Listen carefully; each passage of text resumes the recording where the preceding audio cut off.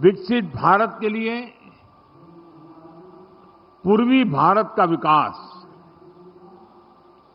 इस लक्ष्य के साथ केंद्र सरकार निरंतर काम कर रही है।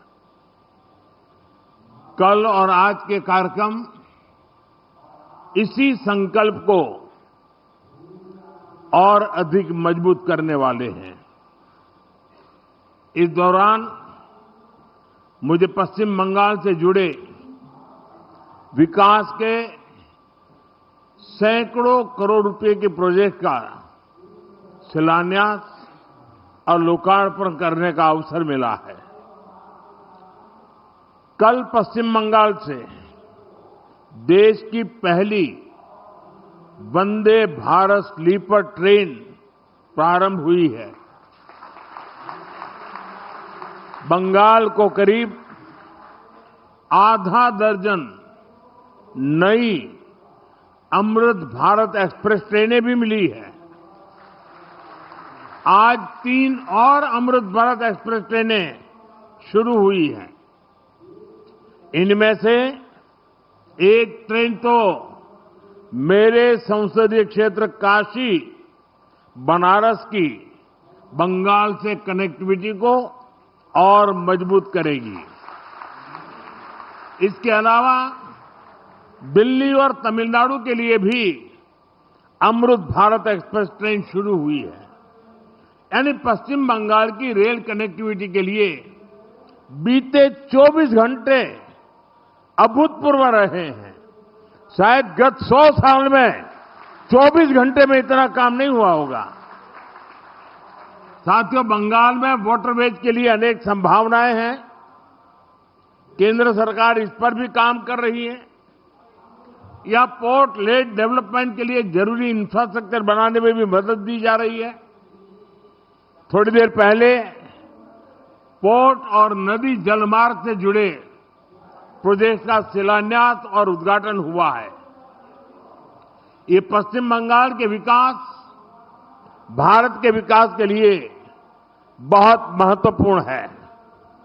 ये वो पिलर है जिनके ऊपर पश्चिम बंगाल को मैन्युफैक्चरिंग, ट्रेड और लॉजिस्टिक का एक बड़ा हब बनाया जा सकता है। मैं आप सभी को इन प्रोजेक्ट्स के लिए बहुत बहुत बधाई देता हूं। साथियों, जितना हम पोर्ट और उससे जुड़े इकोसिस्टम पर बल देंगे, उतना ही अधिक रोजगार यहां पैदा होगा। केंद्र सरकार द्वारा बीते 11 वर्षों में श्यामा प्रसाद मुखर्जी पोर्ट की कैपेसिटी एक्सपेंशन पर बहुत बड़ा निवेश किया गया है। इस पोर्ट की कनेक्टिविटी को बेहतर बनाने के लिए सागरमाला स्कीम के तहत भी सड़कें बनाई गई हैं। इसका परिणाम आज हम सब देख सकते हैं। बीते वर्ष कोलकाता पोर्ट ने कार्गो हैंडलिंग के नए रिकॉर्ड बनाए हैं। साथियों, बालागढ़ में बनने वाला extended port gate system Hooghly और आसपास के इलाकों के लिए नए अवसरों का द्वार खोलेगा। इससे कोलकाता शहर में ट्रैफिक और लॉजिस्टिक का दबाव कम होगा। गंगा जी पर जो जलमार्ग बना है, उसके जरिए कार्गो मूवमेंट और बढ़ेगा। ये पूरा इंफ्रास्ट्रक्चर हुगली को वेयरहाउसिंग और ट्रेडिंग हब बनाने में मदद करेगा।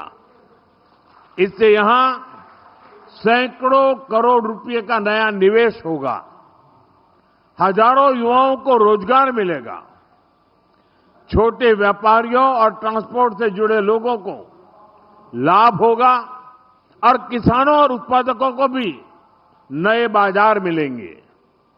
साथियों, आज भारत में हम मल्टी मॉडल कनेक्टिविटी और ग्रीन मोबिलिटी पर बहुत बल दे रहे हैं। सीमलेस ट्रांसपोर्टेशन संभव हो सके, इसके लिए पोर्ट, नदी जलमार्ग, हाईवे और एयरपोर्ट्स, इन सभी को आपस में कनेक्ट किया जा रहा है। इससे लॉजिस्टिक कॉस्ट और ट्रांसपोर्टेशन में लगने वाले टाइम दोनों में कमी आ रही है। साथियों, हमारी कोशिश ये भी है कि हमारे ट्रांसपोर्ट के माध्यम नेचर फ्रेंडली भी हो। हाइब्रिड इलेक्ट्रिक नाव से रिवर ट्रांसपोर्ट और ग्रीन मोबिलिटी दोनों को बल मिलेगा। इससे हुगली नदी पर आवाजाही आसान होगी, प्रदूषण की समस्या कम होगी और नदी आधारित टूरिज्म को भी बल मिलेगा। साथियों, भारत आज फिशरीज और सी फूड के प्रोडक्शन और एक्सपोर्ट में बहुत तेजी से आगे बढ़ रहा है। मेरा सपना है कि पश्चिम बंगाल इसमें देश को लीड करे। केंद्र सरकार नदी जलमार्ग को लेकर अपने विजन में बंगाल को प्रमुखता से सपोर्ट कर रही है। इसका फायदा यहां के किसानों के साथ साथ हमारे मछुआरे साथियों को भी मिलने वाला है। साथियों, केंद्र सरकार द्वारा शुरू किए जा रहे सारे प्रोजेक्ट्स पश्चिम बंगाल की विकास यात्रा को गति देंगे। एक बार फिर आप सभी को इन प्रोजेक्ट्स के लिए मैं बहुत बहुत शुभकामनाएं देता हूं।